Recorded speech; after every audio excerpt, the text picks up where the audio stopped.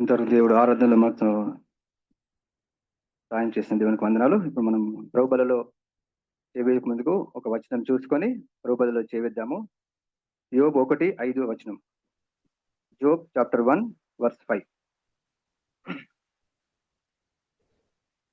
Job chapter 1 verse 5. యోబు 1వ అధ్యాయము 5వ వచనం నేను చదువుతున్నాను.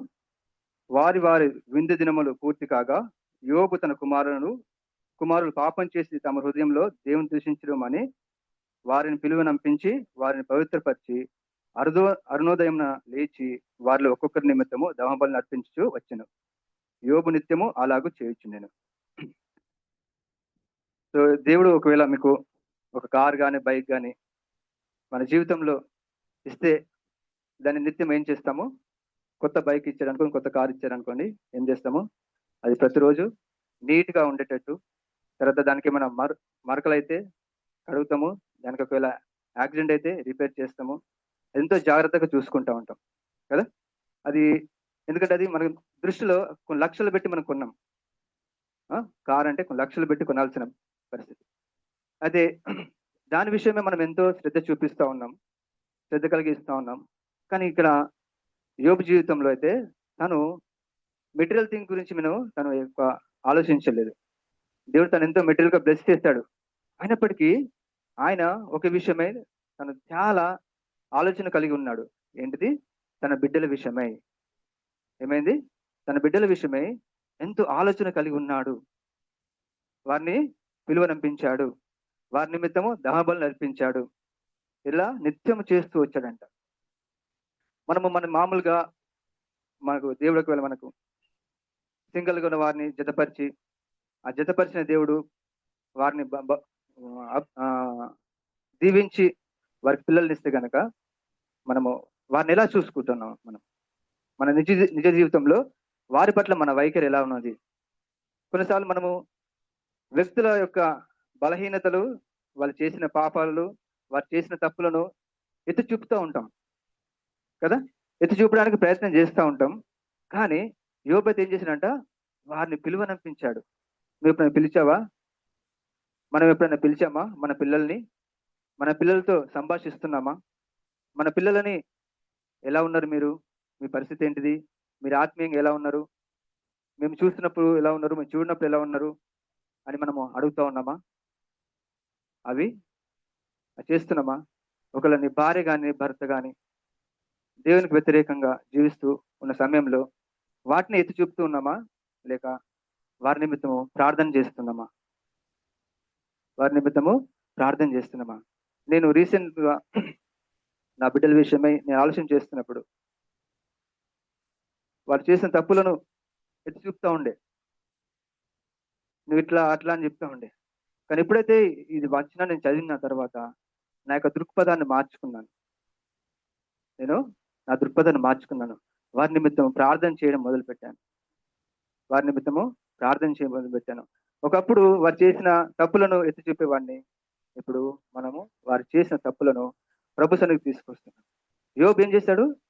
దేవుని దగ్గర తీసుకొచ్చాడు. వారి పరిస్థితులన్నిటినీ దేవుని దగ్గర తీసుకొచ్చారు. ఎవ్వరు సహాయం చేయలేరని అర్థమైపోయింది ఆయనకి.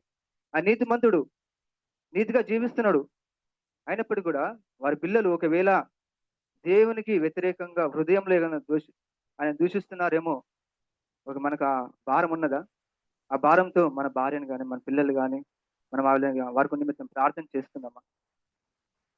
బలలో చేవిస్తున్నా నువ్వు నేను సహోదరులారా, మన బిడ్డల విషయమై మనము ఏం కలిగి ఉండాలి? యోబులాగా మనము భారం కలిగి ఉండాలి.